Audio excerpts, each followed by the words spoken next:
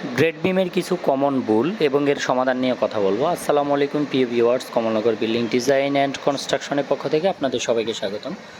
Grade beam একটি বিল্ডিংয়ের খুবই গুরুত্বপূর্ণ স্ট্রাকচারের মধ্যে একটি।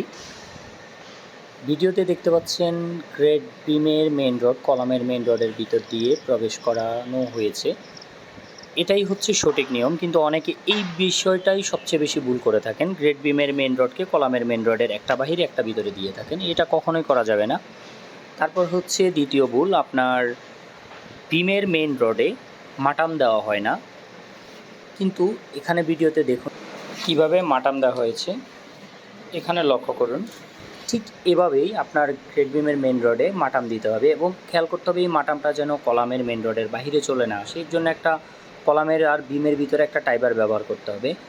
তারপর হচ্ছে আপনার গ্রেড বিমে যে স্টিরাপ ব্যবহার করা হচ্ছে, এই স্টিরাপগুলোতে হুক 135 ডিগ্রি অ্যাঙ্গেলে ব্যবহার করা হয়েছে কিনা। অনেকে এটাকে 90 ডিগ্রি অ্যাঙ্গেলে ব্যবহার করে থাকেন, কিন্তু এটা কখনোই করা যাবে না। হুক আপনার ভূমিকম্প প্রতিরোধের জন্য খুবই কার্যকরী একটি পদ্ধতি। তারপর আপনার বিমের ক্লিয়ার কভার, সাধারণত মাটির নিচে বা মাটির সংস্পর্শের কাজে বিমের ক্লিয়ার কভার ন্যূনতম 2.5 ইঞ্চি হতে হবে। আমরা 3 ইঞ্চি সাজেস্ট করে থাকি।